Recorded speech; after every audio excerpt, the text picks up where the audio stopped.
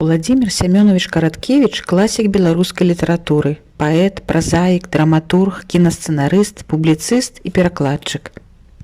Нарадзіўся ён 26 лістапада 1930 года ў горадзе Орша Віцебскай вобласці. Менавіта тут адкрыты для наведвальнікаў дом-музей Караткевіча і захавалася хата, дзе жыла сям'я Караткевічаў пасля вайны. Валодзя ў дзяцінстве любіў слухаць казкі і розныя гісторыі і дадумваў развіццё сюжэтаў. Пасля вайны, калі сям'я вярнулася з эвакуацыі, Уладзімір працягнуў навучанне ў школе, дзе ўжо тады ён вызначаўся шырынёй сваіх зацікаўленняў, энцыклапедычнымі ведамі па гісторыі і літаратуры. Ужо ў студэнцкія гады вучыўся Караткевіч у Кіеве. Ён складаў вершы на беларускай і рускай мовах, спрабаваў пісаць іх па-ўкраінску і па-польску.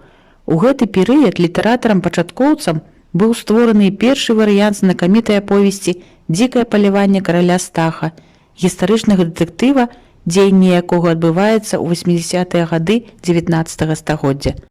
Уладзімір Караткевіч і не думаў друкавацца, але пасля выхаду яго верша «Машэка» у часопісе «Полымя» ён канчаткова пераключыў увагу на літаратурную творчасць, істотнае месца, у якой займалі творы гістарычнай тэматыкі. У 1956 годзе пісьменнік вяртаецца на радзіму і поўнасцю аддаецца пісьменніцкай працы, да якой падыходзіць з вялікай адказнасцю. У гэты перыяд з друку выходзіць яго паэтычны зборнік «Вячэрныя ветразі», зборнік прозы «Блакіт і золата дня», у які вайшла гістарычная аповесць «Сівая легенда» пра народнае паўстанне на Магілёўшчыне ў 17 стагоддзі. 60-е гады былі вельмі плённымі для Владзіміра Караткевіча.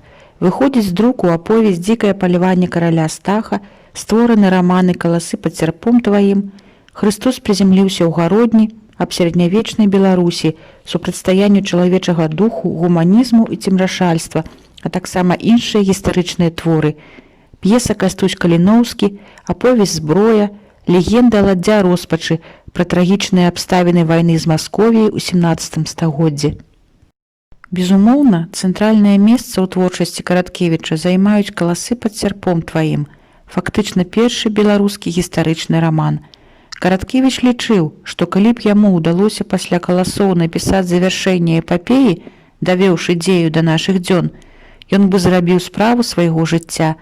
Аднак у поўнай меры ажыццявіць творчыя планы яму не давялося, трылогія не была закончана. Прыкметным творам стаў напісаны ў 1971 годзе нарыс пра зямлю Беларусі, яе гісторыю, прыроду і культуру «Зямля пад белымі крыламі». З лёгкай рукі Караткевіча гэты вобраз трывала замацаваўся як сімвалічная назва нашай краіны. Повязь розных часоў увасоблена яшчэ ў адным шыракавядомым творы – вострасюжэтным дэтэктыўна-прыгодніцкім рамане «Чорны замак Альшанскі», у якім цесна пераплеліся дэтэктыўная інтрыга, сацыяльна-псіхалагічныя і гістарычныя аспекты, каларытныя чалавечыя характары. На працягу ўсёй літаратурнай дзейнасці Уладзімір Караткевіч займаўся дакументальнай публіцыстыкай і перакладамі з іншых моў, напісаў цікавыя тэксты да фотаальбомаў, многія старонкі рукапісаў яго твораў упрыгожаны шматлікімі ілюстрацыямі самога аўтара. Уладзімір Караткевіч бадай адна з найбольш яскравых фігур у беларускай літаратуры другой паловы 20-го стагоддзя. Яго таленавітасць, глыбокая эрудзіраванасць, патрыятызм з'явіліся той асновай, на якой грунтуюцца творчыя здабыткі пісьменніка.